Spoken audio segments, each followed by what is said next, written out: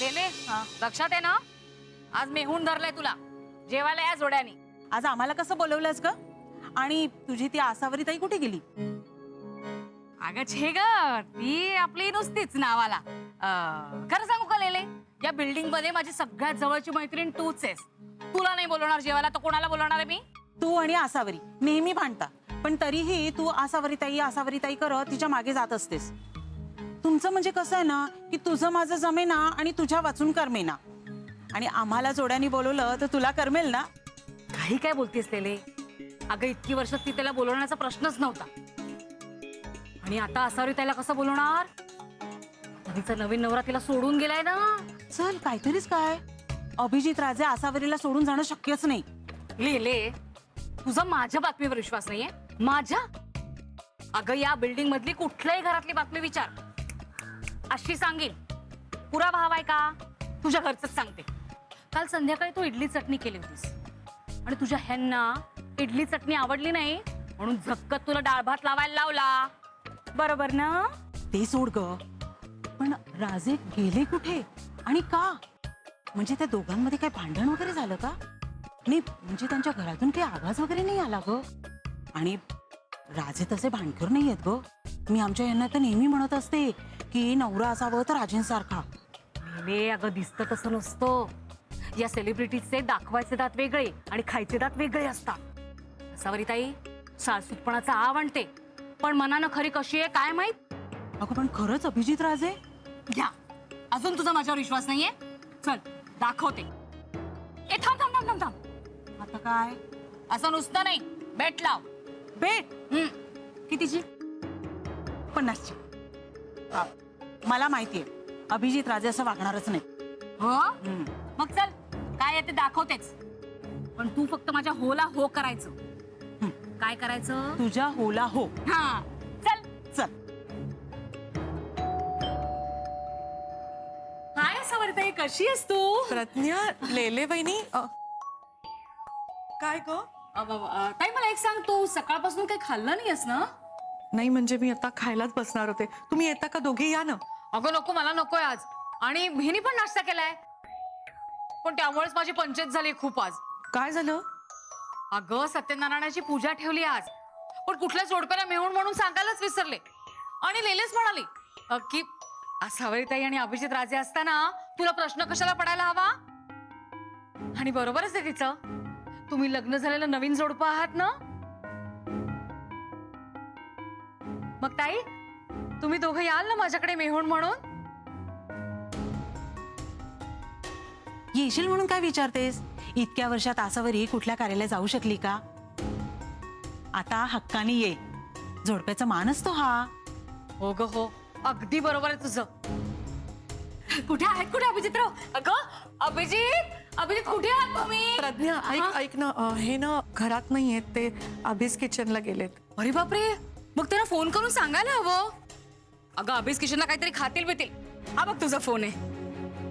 प्रज्ञा मी नंतर सांगते ना त्यांना. राहू दे. नंतर नको ना ग, आत्ताच सांग. तू विसरलीस ना तर नंतर आयत्या वेळी मी मेहून कोणाला शोधू? हा घे, लागलाय, स्पीकरवर टाकलाय.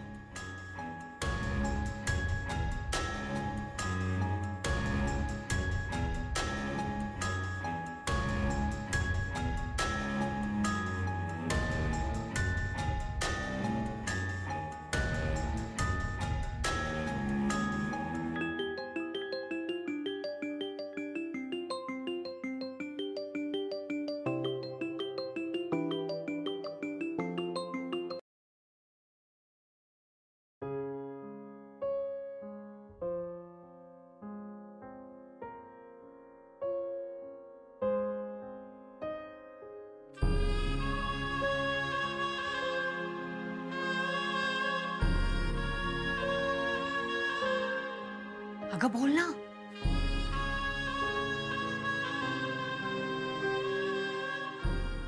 हॅलो. असावरी, मला जे काय बोलायचं ते मी काल बोललोय. मला या विषयावर अजून काही बोलायचं नाही.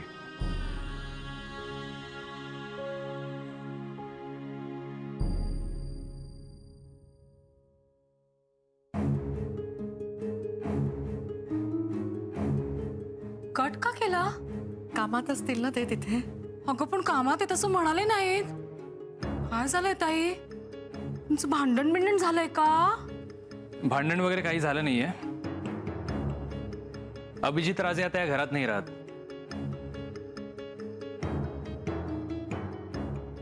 ते आईला आणि या घराला कायमचे सोडून गेलेत.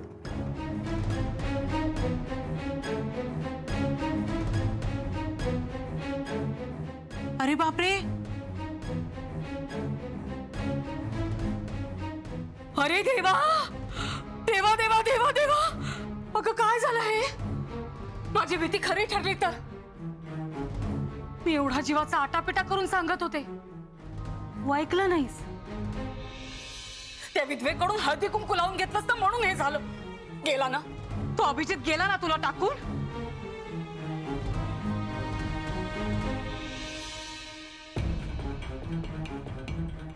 महिन्याभरात तुझ्या संसाराची काय वाट लागायला सुरुवात झाली बघ. इतक्या हौसेनं तू दुसरं लग्न केलंस, पण आता हे टिकणार नाही असं वाटतंय. आता कशी तू मेहूण म्हणून बसणार पूजेला? आणि नवऱ्याने टाकलेल्या बाईला मेहूण म्हणून बसवायची पद्धत नाही आली ग आपल्याकडे अजून. काय ताई, तुझ्या भरोशावर बसले होते मी. आता आयत्या वेळी कुणाला शोधू मी ग?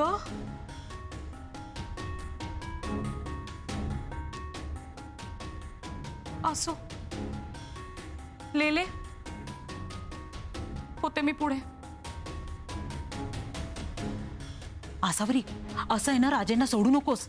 चांगली पोटगी मागून घे. अशा माणसांना ना चांगली अत्तल घडवली पाहिजे. माझा भाचा आहे ना, फॅमिली कोर्टात लॉयर आहे. काही गरज लागली ना तर सांग मला, मी त्याच्याशी बोलून घे. येते हा मी.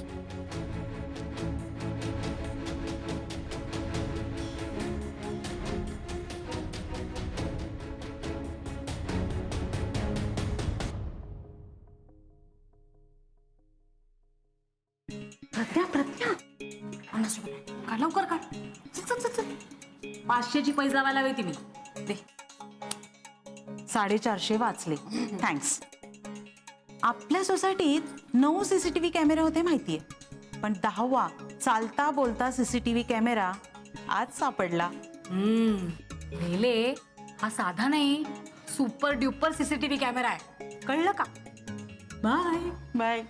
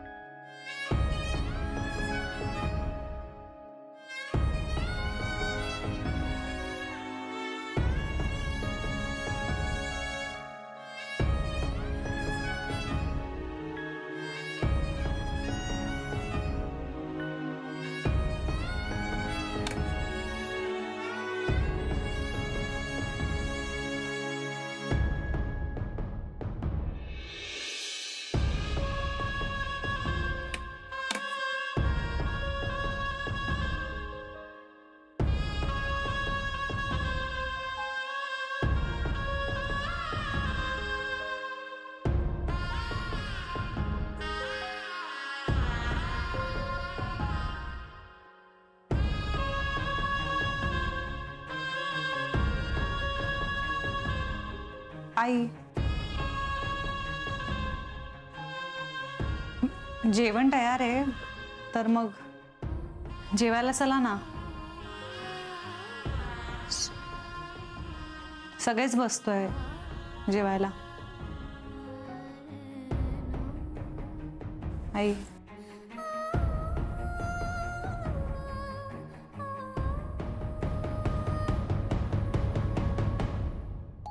आई,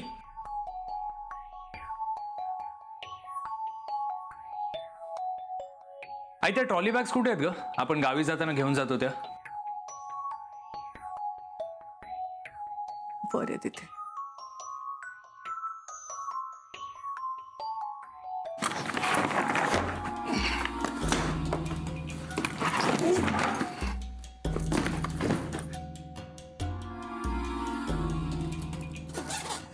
हे काय करतोयस तू सोहम? मी तुझ्याशी हे सगळं सरांचं सामान आहे. हो मला माहिती आहे म्हणूनच भरतोय. स्वतःला निघून जायचं होतं, हा पसारा कशाला घरी सोडला? मुद्दामून आईला त्रास व्हावा म्हणून, की आईने यांच्याकडे बघून रडत राहावं म्हणून. आणि तसंही बरे, ते आल्यापासून ना घरात माझ्या कपड्यांना जागा नव्हती. हे सगळं जातो आणि त्यांना देऊन येतो. आईला त्रास होईल अशी कुठलीही गोष्ट मला या घरात नकोय. आईला त्रास झालेला मला नाही चालणार. आईना अजूनही अनेक गोष्टींचा त्रास होतो. हे सगळं जर तुला कळत असतं तर आणखी काय हवं ना सोहम? हे बघ शुभ्रा, टोमणे नको मारूस तू. हा माहितीये तू त्या राजेंची वकील आहेस, पण आता जे मी ठरवलंय ना ते करणार.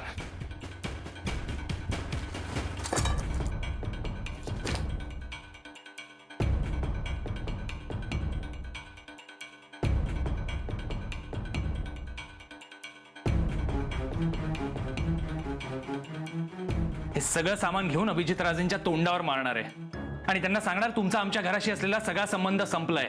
हे सगळं आता अति होतंय. हा, बरोबर बोलतोय सोहम.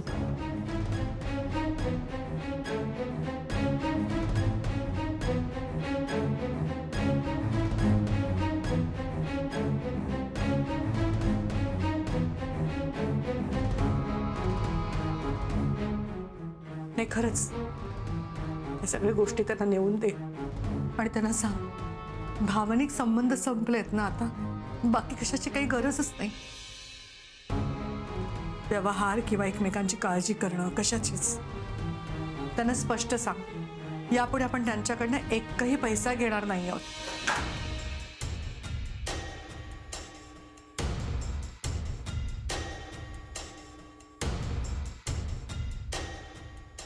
आई कशाला? नाही म्हणजे त्यांना असं सांगितलं तर त्यांचा आयतं फावेल.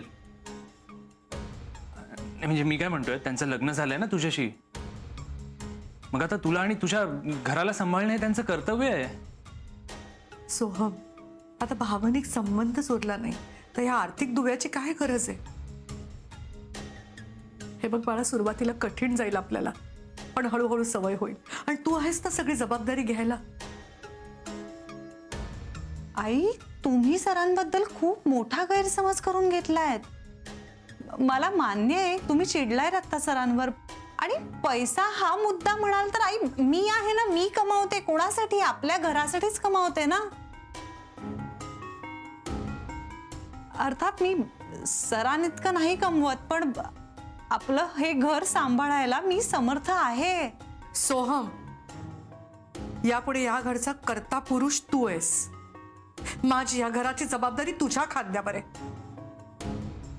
तुला 7 जन्माची वचन देऊन एका क्षणात तुझ्याशी नातं तोडणाऱ्या व्यक्तीकडनं मला काही घ्यायचं नाहीये. तू जे कमावून आणशील त्यातून मी तुला रांधून वाढेल. माझा स्वतःचा मुलगा असताना मला दुसऱ्या कोणाच्या मदतीची गरज नाहीये. सोहम, जा आणि त्याला सांग की यापुढे सगळे संबंध संपले.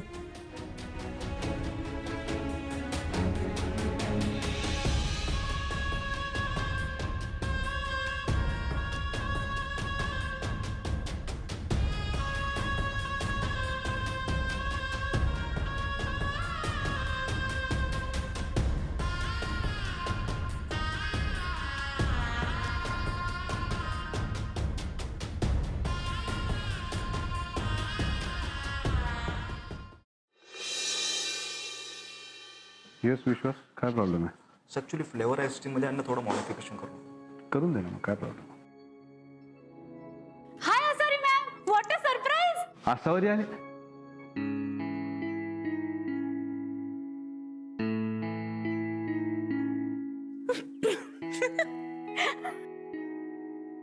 Sorry sir, sorry.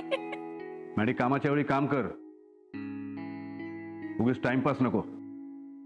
Sorry sir.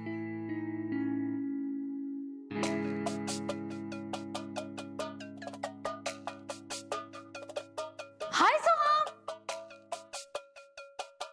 देते तू. सर, मला एक आला तर येऊ दे. खरं चाललंय सोहम. तू तुझं काम कर. दूर राहू.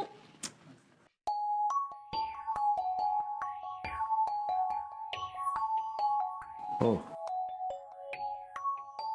सोहम ये ना.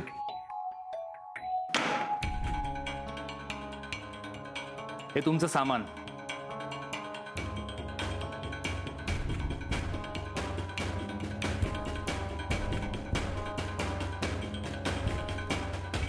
आमच्या घरी राहिलं होतं.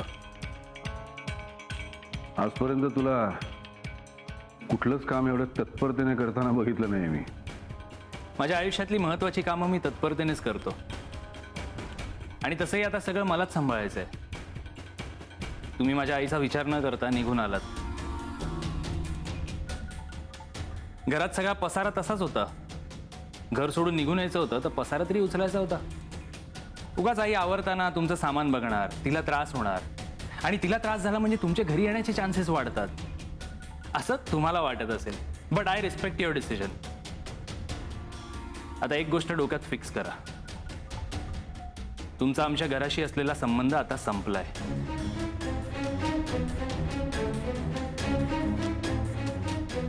म्हणजे तुम्हीच तो संपवलाय. आधी आईशी गोडगोड बोलून तिला प्रेमात पाडलं. आजोबांना तिच्या सुखी आयुष्याची स्वप्न दाखवलीत. तिला आयुष्यभर सांभाळीन असं वचन दिलं. आणि जेव्हा जबाबदारी झेपेनाशी झाली तेव्हा सगळं सोडून तडकाफडकी इथे निघून आलात. आता निघून आलाच आहात ना तर मागे वळून बघू नका. आता वेळ आलीच ना तर मी आणि आई उपाशी राहू. पण तुमच्याकडनं पैसे नाही मागणार.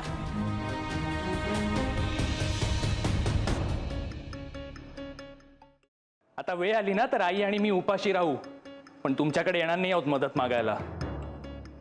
शुभ्राकडनं पण पैसे घेणार नाही आई. त्यामुळे light bill, society bill, maintenance bill, पाण्याचं बिल आणि प्रत्येक रूममध्ये जे काही एसी लावून ठेवलेत ना तुम्ही लग्नानंतर त्याचे हप्ते भरू आम्ही सगळं कसं तरी. नाहीतर उपाशी मरू.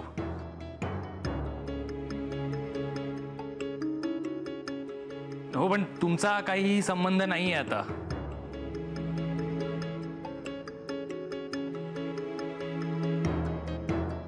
बघा काही गरज नाहीये तुमच्या मदतीची.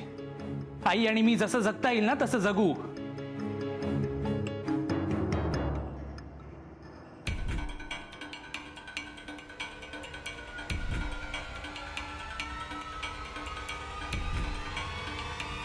हे ब्रेसलेट आईने दिलं होतं ना तुम्हाला लग्नात.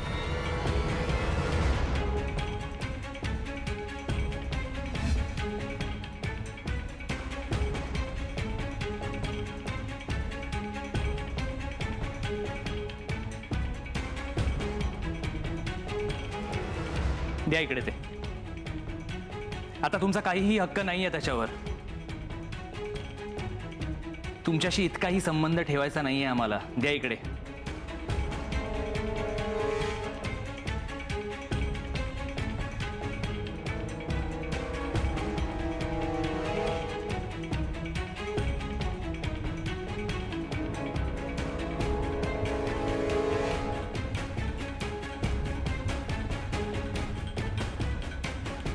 आता तेही निघत नसेल ना तुमच्याकडून.